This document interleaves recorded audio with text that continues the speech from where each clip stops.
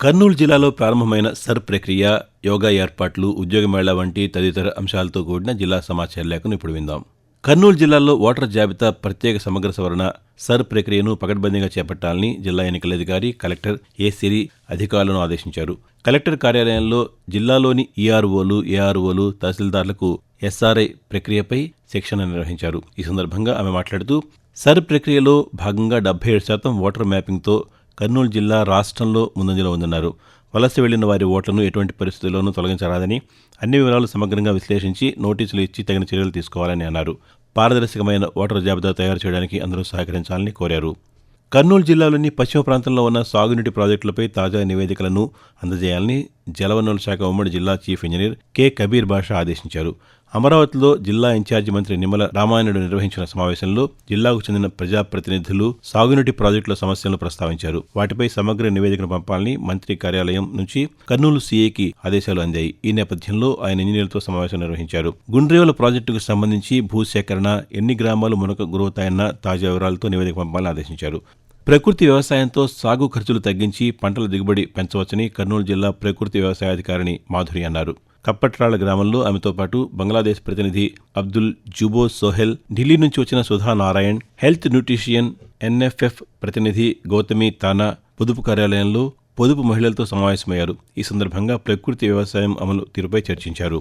అంతర్జాతీయ యోగా దినోత్సవం సందర్భంగా ఈ నెల 21వ తేదీ 4.62 లక్షల మంది కంటే ఎక్కువ మంది యోగాలో పాల్గొనే విధంగా అధికారులు చర్యలు చేపట్టాలని జిల్లా సంయుక్త కలెక్టర్ నూర్ల ఖమర్ ఆదేశించారు. యోగా దినోత్సవాన్ని విజయవంతం చేయడంపై కలెక్టర్ కార్యాలయంలో వివిధ శాఖల అధికారులతో నిర్వహించిన సమావేశంలో ఆయన మాట్లాడుతూ యోగాంధ్ర కార్యక్రమానికి ప్రజలు క్యూఆర్ కోడ్ని వినియోగించి రిజిస్ట్రేషన్ చేసుకునేలా విస్తృత అవగాహన కల్పించాలని చెప్పారు. పాఠశాలలు, కళాశాలల విద్యార్థులు క్యూఆర్ కోడ్ స్కాన్ చేసి పేర్లు నమోదు చేసుకుని యోగా కార్యక్రమంలో పాల్గొనేలా చర్యలు తీసుకోవాలని అధికారులను ఆదేశించారు. పశుసంపదతోనే సుస్థిర ఆదాయం సాధ్యమని, పాడి పరిశ్రమ ద్వారా గ్రామీణ ప్రాంతాలు ఆర్థికాభివృద్ధి సాధిస్తున్నట్టు కర్నూలు జిల్లా కలెక్టర్ డాక్టర్ సిరి పేర్కొన్నారు. రాష్ట్ర ప్రభుత్వం పశుసంవర్ధక శాఖ ఆధ్వర్యంలో గ్రామాల్లో నిర్వహించనున్న పశువుల సమూహం పునరుత్పత్తి కార్యక్రమంపై ముద్రించిన పుస్తకాన్ని కలెక్టర్ ఆవిష్కరించారు. ఈ సందర్భంగా ఆమె మాట్లాడుతూ కృత్రిమ గర్భధారణ, పోషకాహార నిర్వహణ, దూడల సంరక్షణ వంటి శాస్త్రీయ పునరుత్పత్తి చర్యలు పశువుల ఉత్పాదకతలో కీలక పాత్ర పోషిస్తాయని వివరించారు. పిల్లలతో పనిచేయించడం నేరమని, చట్టాన్ని ఉల్లంఘించిన వారికి 6 నెలల నుంచి 2 ఏళ్ల వరకు జైలు శిక్ష పడుతుందని కర్నూలు జిల్లా న్యాయ సేవాధికార సంస్థ కార్యదర్శి లీలా వెంకట శేషాద్రి పేర్కొన్నారు. బాల కార్మిక వ్యతిరేక దినోత్సవం నేపథ్యంలో స్థానిక న్యాయ సేవా సదనంలో నిర్వహించిన కార్యక్రమంలో మాట్లాడుతూ పిల్లలను పాఠశాలలకు పంపేందుకు ప్రతి ఒక్కరూ కృషి చేయాలని, బాల కార్మికులు కనిపిస్తే డయల్ 1098 గాని 1510కు ఫిర్యాదు చేయాలని అన్నారు. కళాశాలలు నిర్వహించే ఉద్యోగ మేళాలు యువతకు వరంలాంటివని మంత్రి టీజీ భరత్ అన్నారు. కర్నూలు నగరంలోని క్లస్టర్ యూనివర్సిటీలో జిల్లా ఉపాధి కల్పన శాఖ ఆధ్వర్యంలో ఉద్యోగ మేళా నిర్వహించారు. ఈ సందర్భంగా మంత్రి మాట్లాడుతూ యువత అన్ని రంగాల్లో రాణించినప్పుడే రాష్ట్రాభివృద్ధి సాధ్యమని అన్నారు. యువతను ప్రోత్సహించేందుకు రాష్ట్ర ప్రభుత్వం అనేక పథకాలు అమలు చేస్తోందన్నారు. యోగాతో మానసిక ఆరోగ్యం చేకూరుతుందని జాయింట్ కలెక్టర్ నూరుల్ ఖమర్ పేర్కొన్నారు. యోగాంధ్ర కార్యక్రమంలో భాగంగా నగరంలోని ఇండోర్ స్టేడియం వద్ద పర్యాటక యోగాలో భాగంగా నిర్వహించిన కార్యక్రమంలో ఆయన పాల్గొని యోగాసనాలు సాధన చేశారు. ప్రజలందరూ యోగాంధ్ర కార్యక్రమంలో పేర్లు నమోదు చేసుకుని జూన్ 21న నిర్వహించే యోగా కార్యక్రమంలో పాల్గొనాలని సూచించారు.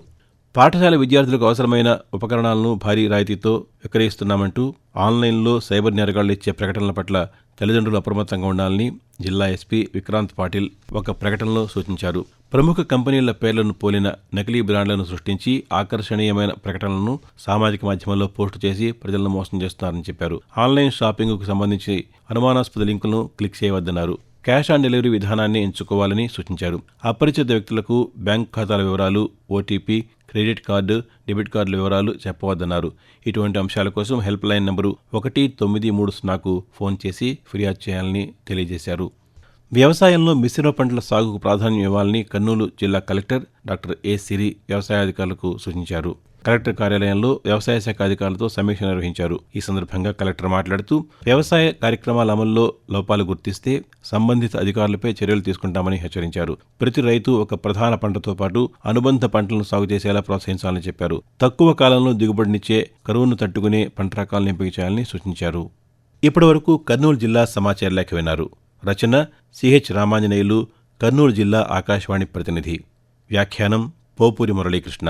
సమర్పణ ప్రాంతీయ వార్తా విభాగం, ఆకాశవాణి విజయవాడ కేంద్రం.